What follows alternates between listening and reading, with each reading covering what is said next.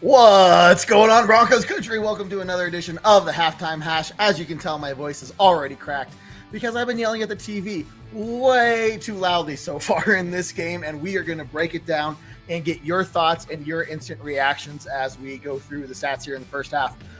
Broncos down 7-10. The fact that this game, guys, is not 7-30 is mind-blowing. It is almost a miracle.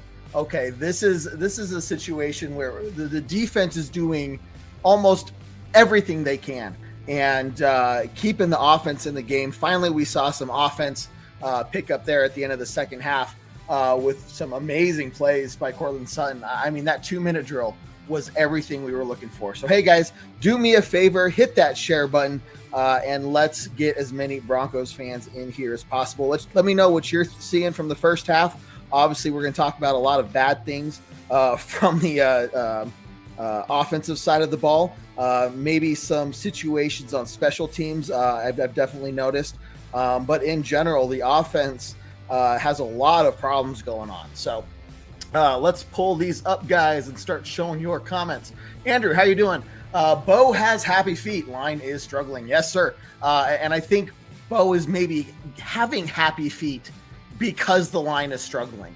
It looks like Bo is panicked, like he's not trusting that his, the line is going to do their job. Now, what you saw there, that big time 52-yard pass to Courtland Sutton at the end of the half there, that was a situation where you saw Bo saw that the line was holding their job or holding their line, doing their job. The happy feet went away. Bo planted his feet, got the throw out there, and it was a dime, right? The flea flicker was so close, and if Bo could have just had taken that extra quarter of a second to plant his feet, that ball would have been thrown perfectly into Marvin Mims' hands. I believe it was Marvin Mims. So either way, like there's a lot of things going on. We got to talk about the run game though, and how the run game exactly. Yeah, Dad here, my dad Bill. Run game absolutely non-existent. Denver rushing yards. Oh my! You know how many rushing yards the Broncos have? 11 rushing yards. Guys, that is absolutely ridiculous. Yeah, 11 yards from Bo Nix, 4 yards from RJ Harvey, and -4 yards from J.K. Dobbins. So if you take into account just the running backs numbers, that's 0 yards. So all 11 yards have come from Bo freaking Nix. And that is not a place that this team wants to be in, guys. Talked about the flea flicker, Andrew. Dude, what a mess that was. If the line had just held their own just a little bit longer and allowed Bo to just plant his feet for another second, I think that could have been an entirely different situation. Bo now looking, though, at the end of the half, 7 for 15, 102 yards. And as much as I want to really just beat up on the offense, we've got to talk about what this defense is doing. Justin Herbert, 10 for 20, 112 yards, holding the Los Angeles Chargers to only 67 rushing yards. That's not amazing, but that's pretty damn good. And prayers out to Najee Harris there. You never want to see a player go down like that, and I hope that it's not as bad as we're kind of assuming it is, and just hopefully speedy recovery out over to him. So sorry about the voice, guys. I'm still trying to get it up to mid-season form where I don't lose it from yelling. Let's see here. Andrew, Moss needs to clean up his coverage. Dude, Moss is not helping us. He's one of the weak links on the defense. And he should have been flagged for that one to Ladd McConkey over the middle there with the jersey pull.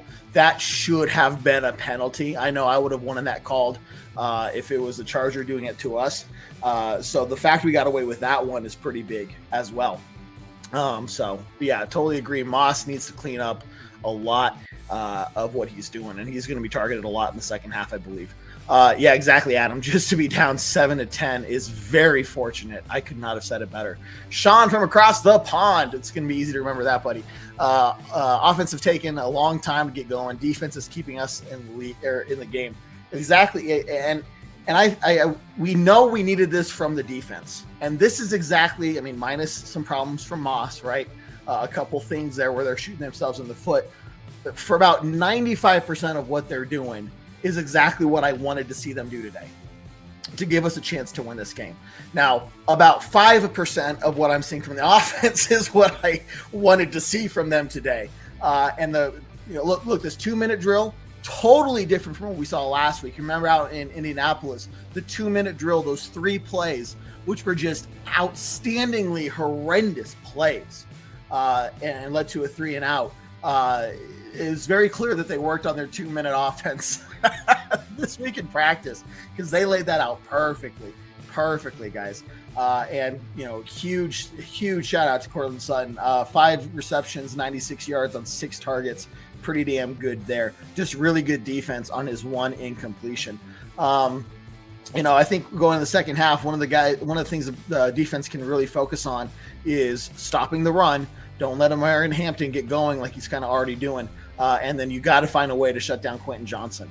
I think if you do that, you keep the pressure on Justin Herbert, you're going to have a good second half defensively at least. But you cannot let these guys get going because it's a close game. But if all of a sudden the defense can't get any stops, this offense, man, they're going to have to step it up big time. Let's see, guys. Sorry, trying to multitask here. Appreciate what you guys tuning in. Guys, remember a couple quick things. Tomorrow night, Monday at 8 p.m. Mountain Time, we are live with the post-game podcast on all the separate platforms, so make sure you tune in for that. You can also listen to it on iTunes, Spotify, Google Play, Stitcher, wherever you listen to your podcast as well. Let's see. Chris, Bo Nix is rushing every pass except for the trick pass. Yeah, I think, and it goes back to he looks panicked, right? He doesn't feel like he has enough time when sometimes he does. Other times the O-line is letting pressure get through. They're not playing very consistently from what I'm seeing initially, right? I'm not an expert. I never claimed to be an expert, but that is what I'm seeing on my side at least. Catching up to some comments. Let's keep them rolling in, guys. Let me see what you have to say. The offense up until that series was a complete disaster. Yes, it was, Michael. And Michael, I want to give you a shout out, especially for heading on over to our website, broncosandbourbon.com, guys. Head on over to that website, broncosandbourbon.com. It's in the upper right-hand corner of your screen. And join in on the game day chat. Mike and I have been chatting throughout the entirety of the game so far. I'm going to pull it up here for everybody to see. So they can see where to go. But head on over to this website, guys, and show you what we have going on here. Pretty nifty game day chat with Mike and I, like I said, and anybody is welcome. So come on over. Let's talk about the game as it's unfolding and give each other some company. You know what I mean? Let's do it, guys. So head on over to broncosandbourbon.com. Okay. More comments. Far too many mistakes. Silly penalties have to cut. Yeah, this has been a big thing, and where I'm starting to say and wonder are the Broncos becoming, or have they become, an undisciplined team? Because this is 2 weeks in a row now, right? A game and a half essentially. So we saw a lot of these stupid penalties last week. There was no excuse for that. Why are we seeing that continue in today's game? Right? This is a thing that should have been snuffed out this week. But the fact that it wasn't is kind of giving me a little bit of cause for concern, because this cannot continue in the second half if we want to have a chance to keep going. So interesting that we're seeing that. Andrew, keep moving that other Oregon QB off his spot. Yes, totally agreed, man. And that's the one thing that I think is really helping us out is we're getting pressure. And we're kind of mixing it up too. We started the game with setting a bunch of people in coverage and only rushing 2 at one point. We only rushed 2. We've rushed 4 a lot. So we're not blitzing him on every single play. So we're kind of throwing him off. He doesn't know, are these guys coming at me, or are they dropping into coverage? And that's kind of making his pre-snap reads a little bit harder for him. So I think we're doing a good job balancing that out. But when we do rush him, we're getting some good pressure on him. And big shout out to John Franklin Myers for getting that arm up in the air that led to the interception from Jones there. So the first time we've really said had anything positive to say about Franklin Myers this season. And so just really good to see him kind of get involved in that play. Whoo-wee. We have them right where we want them. I would say in a way, but offensively, they're probably saying, the same thing about us right now. So good comment, Dad. Good comment. Mike, I think we need to start off pass happy to back the line off. Yeah, and I think what we've started to see in the second half is, okay, fine, the run game's not working at all. We need to get the pass game going and focus on that. Hopefully that relieves some of the pressure. So when we do start the run game up again, probably into the second half right here, you're going to see some more success. Hopefully, I mean, other than that, you're not seeing literally any success on the run game. Any run game at all. Let's see. We're going to do a broadcast post game tomorrow. Yes, post game podcast tomorrow at 8 p.m. Mountain Time. Make sure you guys tune in. And then we'll tell you all about what's happening on the Monday night game when we play the Bengals on the 29th. So stick around for more information on that. Yep, it's going to be a rematch, and we'll talk about that starting on Tuesday night as we get ready for the Bengals. Let's see. Thanks, Jose. Appreciate your comments. James, no need tight ends. Yeah, we do need the tight ends to get involved. And Andrew Troutman has been a little bit of a problem on offense, for sure. Trying to say, I think the game's coming back on here soon, guys, so I'm going to have to go. But, yeah, I think a couple last comments here. Tight ends do need to get involved and not be causing penalties. It's a big thing for him, for sure. Andrew, Sean is too worried about helping the ref spot the ball. He needs to coach.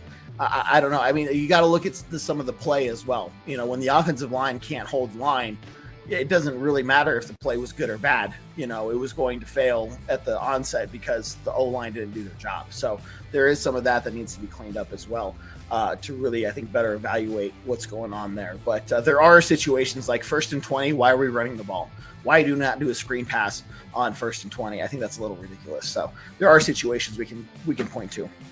Totally agreed, Anthony, and that it starts at the second half when we get the ball. Chris, where's Nate Atkins at? I don't know. You might see more of him in the second half. Troutman, I don't know, isn't really doing much good of anything.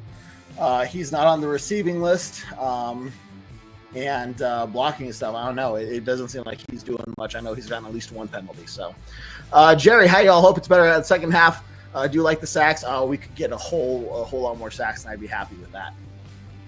Hey guys, make sure you check out Broncos and Bourbon.com. Join me in the chat in the second half here as well.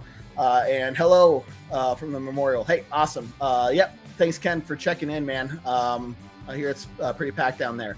Hope the Broncos are playing well, and not so much, man, at least on offense. But thanks for checking in from where you are, man.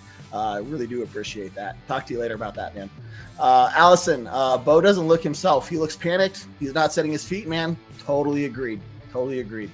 And Jose said fans are not happy right now as the first half, but they need to step up in the second half immediately. Completely agreed, guys. Completely agreed. Okay, second half is on, so that means I will see you at the post-game podcast tomorrow night at 8 p.m. Thanks for tuning in today, guys. It's been a great halftime hash. We do this every Broncos game day, so make sure you tune in as soon as halftime starts. Again, you guys take care. Hopefully the second half goes better for the Broncos offense. Defense keeps up their dominance, and we'll see what happens. But as always, love you guys. You take care, and I have nothing else to say other than to end this show as I always do on a very strong Go Broncos.